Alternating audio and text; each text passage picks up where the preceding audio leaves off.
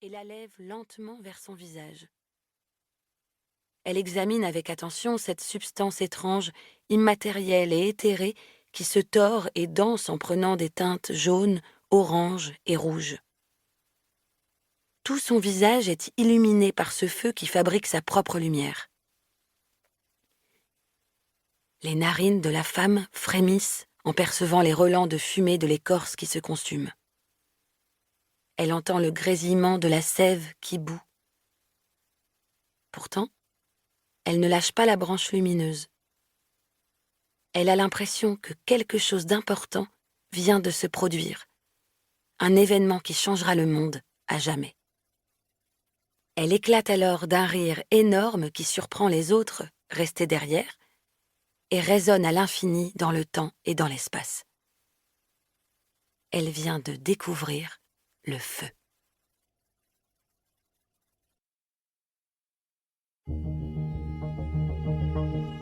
Acte 1. Dimanche 8. Jour J-5 avant l'apocalypse.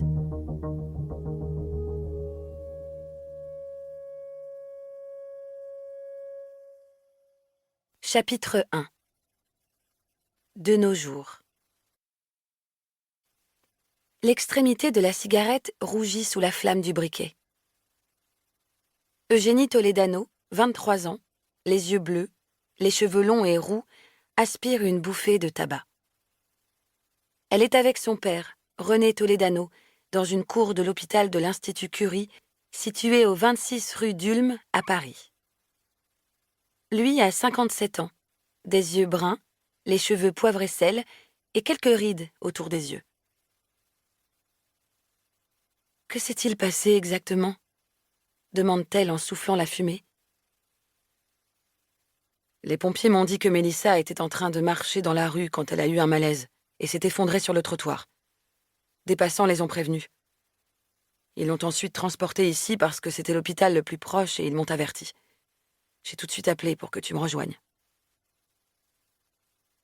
Enfin, une infirmière vient les chercher. « Madame Toledano vient de se réveiller, vous allez pouvoir lui parler. »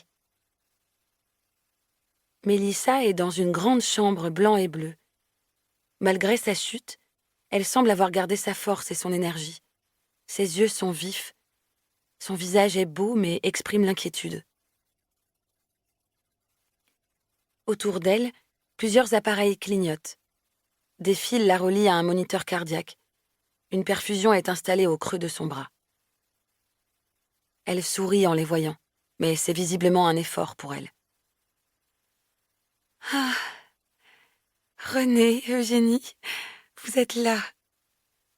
Maman. » Les deux femmes s'étreignent.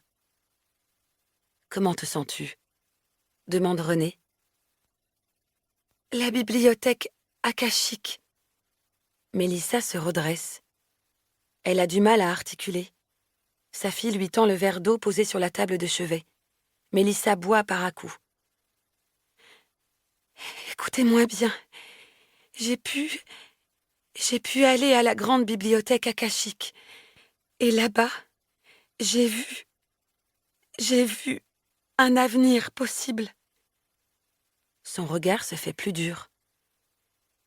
Les forces de l'obscurantisme, elles vont tenter de...